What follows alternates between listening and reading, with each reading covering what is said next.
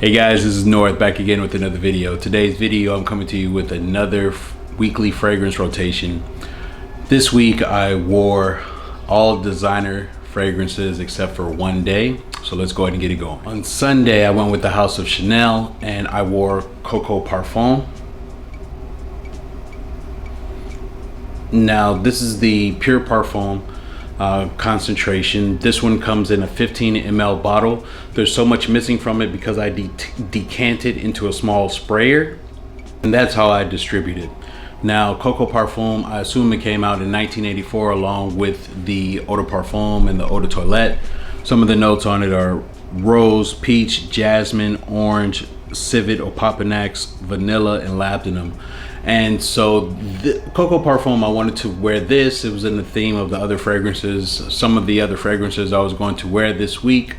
And I enjoyed wearing this particular fragrance a lot more than the very first time that I enjoyed it. If I like it more than the next fragrance I wore the next day, we'll see. We'll see through some more wears which one is going to be the winner, because this one is pretty much was inspired by the next fragrance that I will mention. Let's keep it moving.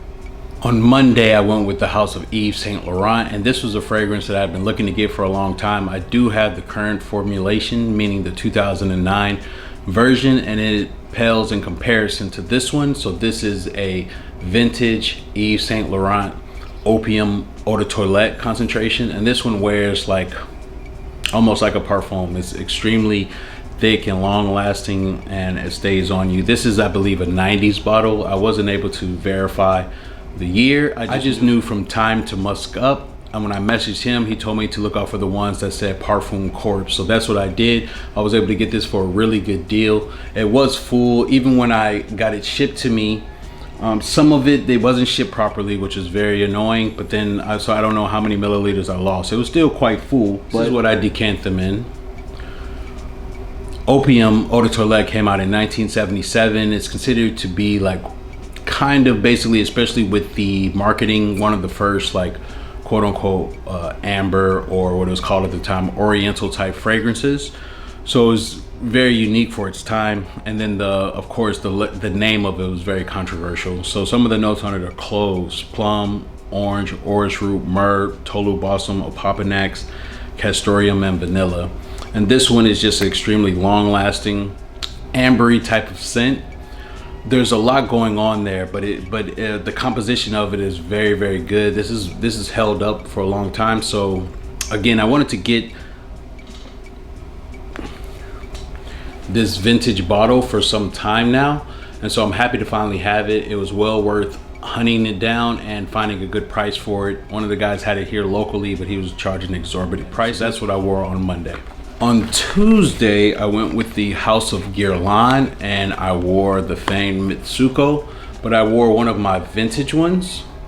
So this gold one, from the research that I did trying to find which batch it was and whatnot, I put 2002 on here. It may be an older bottle than that. So this is what the juice looks like. It's in this same bottle. They use this bottle for a number of years, but the box tells you sort of what era that it may or may not have been produced in. So I put that at, from my math, I put 2002. If you know from these boxes what year it may have been, if it's older than 2000, just let me know in the comments. Mitsouko was released in 1919, and some of the notes on it are bergamot, citrus, peach, which is what it's famous for, oak moss, spices, and amber. Now with Mitsouko, for me, I actually don't own any eau de toilettes or eau de colognes, but from the Eau de Parfum concentration, and even with the Parfum concentration, even the different years, including the most current formulation of it, you still get the Mitsouko feel. I think Guerlain has done a really good job, an excellent job of preserving the smell of it.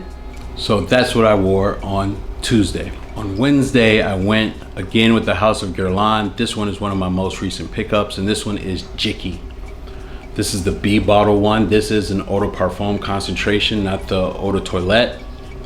So this was one, I bought a bottle of this, the same one it came in the white box with the gold placket like this. So whichever year that is. However, they are very hard to come by. And even though they're not going for too much of ridiculous prices, they are running like almost $200 for this type of bottle, whatever year this is. I haven't really researched it, but I did want to pick it up. I picked up a bottle of it previously just to sell. The reason why I wasn't into getting Jicky at the time is because they said it basically, Monsieur de Monsieur is basically the same thing, just a little bit more masculine. But I wanted to try this one out because Monsieur de Monsieur is an eau de toilette and this is a eau de parfum concentration, so I wanted to get it. Jicky was originally released in 1889 and said to be the oldest perfume that is still in production that hasn't had any interruption. So it's been made continuously from 1889 to the present. Now, some of the notes on this one are bergamot, lemon, lavender, tonka bean, benzoin, sandalwood, and amber. And I've just been having a time or a kick with lavender scents lately, or scents that have lavender in them. So I just wanted to pick up Jicky to see how much it smelled like Monsieur de Monsieur, and if I liked it or not. And if I do like it, if I wanted to get a Parfum concentration in the future sometime. So that's what I wore on Wednesday. On Thursday, I wore the only niche fragrance of the week, and this one is from the house of MDCI Parfums, and this one is Cuir Cavalier. This is from the Portrait series. This particular one, Cuir Cavalier, was produced in 2019, and some of the notes on this one are rose, saffron, oud, leather, tonka bean, and cypriol oil. This particular fragrance, it's like a leather, rose, oud type of composition. It's light. It's not an extremely heavy scent. It does project well, but it's not so heavy that it weighs you down. The only thing about this one, for my taste, it has that leather note in it that they use in like ombre leather or Tuscan leather from Tom Ford. So that's something that I really wasn't a fan of originally. I do like this. I went out of my way to purchase a bottle because I missed out on it locally. But it's one of the fragrances that I have that will get me more accustomed to that particular leather note that I'm not pretty much a fan of. But this one I do enjoy. It's highly rated, the few votes or the number of votes that they have on Fragrantica. So that's what I wore on Thursday. And on Friday, I wore my actual most recent purchase. Jicky I got a few days ago, but this one I bought 2 days ago.